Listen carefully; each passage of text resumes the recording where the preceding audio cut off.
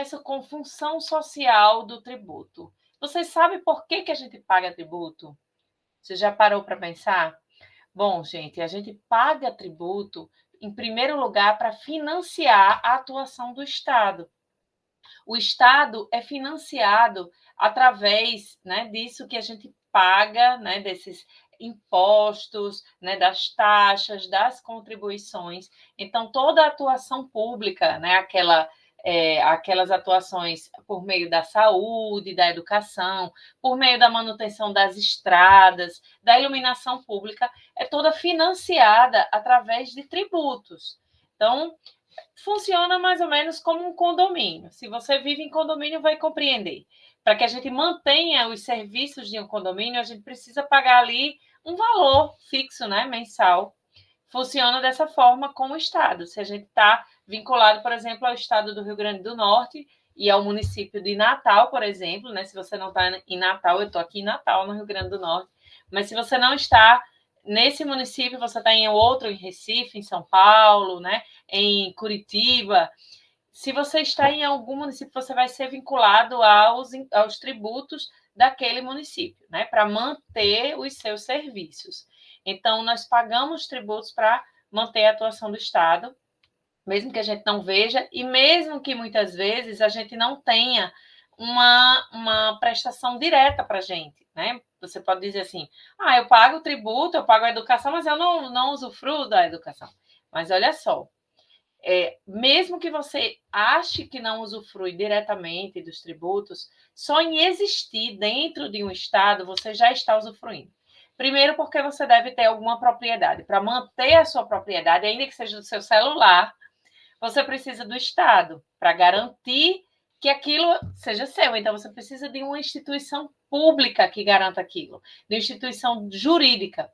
O celular é garantido, né? A propriedade do seu celular é garantida porque o direito disse, né, que você é proprietário dele, então você tem todas as instituições públicas que vão lhe garantir aquilo, além de segurança pública, né? Por mais que você diga assim, não funciona tanto, mas, em teoria, existem instituições que vão garantir.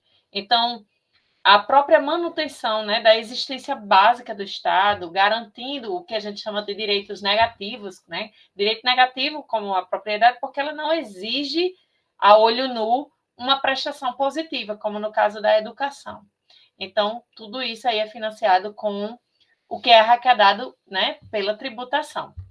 Por isso que você vê ali os auditores fiscais estão sempre em busca, né, dessa arrecadação para manter a estrutura mínima, a estrutura básica do Estado. Em segundo lugar, a gente paga tributo porque, né, existem aí algumas atitudes, algumas condutas que são buscadas pelo Estado com a mera utilização do tributo. Então, o tributo ele tem a função de financiar a atuação do Estado, mas ele também tem uma função regulatória, que a gente chama de função econômica, né, função de equilibrar forças de mercado. Você já deve ter ouvido falar em algum tributo que tem por intenção desestimular o uso do tabaco, né, do fumo. Eu não conheço muita gente que deixou de fumar por causa da alta tributação do tabaco, mas essa é uma das intenções, né, da alta tributação do cigarro.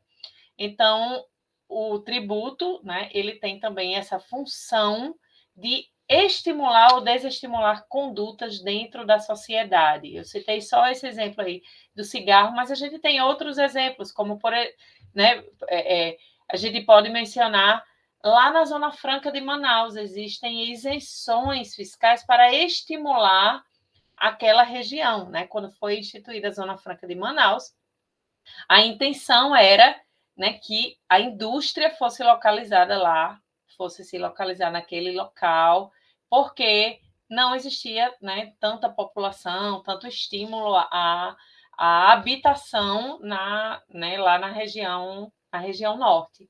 Então, a Zona Franca de Manaus, ela pretendia estimular a conduta de se habitar, de se estimular o desenvolvimento da região.